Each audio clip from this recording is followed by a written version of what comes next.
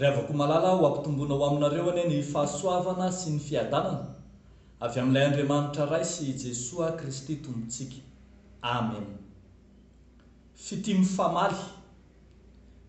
famaly eo amin'Andriamanitra sy ny olona. Zany no azo hitarafana amin'tinana ny nofinainantsika anio. Salamo faraka amin'ny 70, ny andininy faharoapolo hatramin'ny fahaefatra amin'ny roapolo. Fitimy famaly satria tsaroana lay Andriamanitra tsy mandao, lay Andriamanitra tsy mba manary ny olona, andaniny eo anatrehan'ny fahavalo to goavana, to lozabe, to mpanao meloka koa ny ambaran'ny Salamo faharaka amin'ny 70 azy, izay tsy manao afa-tsy ny miara-mioko, manotrika, mifofo ny ain'ny mpanompon'Andriamanitra mihitsy azy. Etsakilany ilay mpanompon'Andriamanitra dia to marefo, to osa, to malemy, to tahaka ny olona efa antitra tsy azo ianteherana ary ketraka tsy manan-kery mihitsy azy.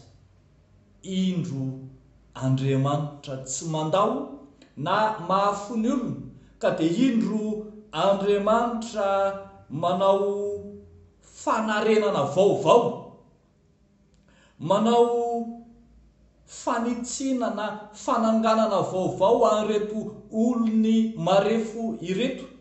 Ambarany andininy faharoapolo sy ny faharaka amin'ny roapolo fa hampakatra, ampitombo voninahitra, ampionina indray Andriamanitra eo anatrehan'izany vahoaka malemy sy marefo izany.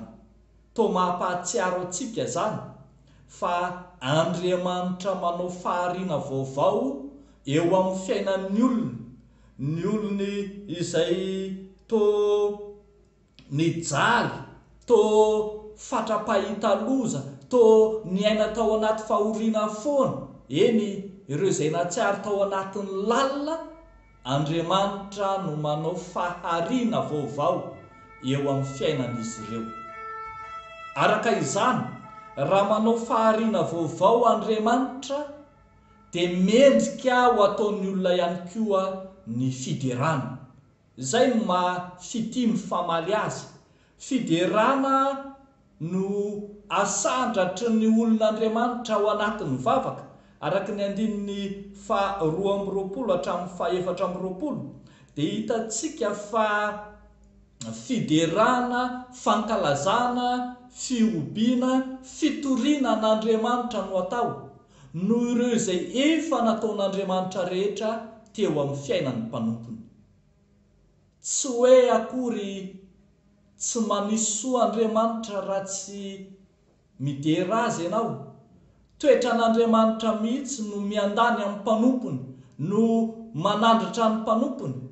Fa anjaran'ny mpanompon'Andriamanitra nahita soa rehetra kosa no manandratra ny voninahitr'Andriamanitra, midera sy mankalaza, manome voninahitra an'Andriamanitra. Amin'izany dia ho tanteraka ilay hoe fitimy famaly.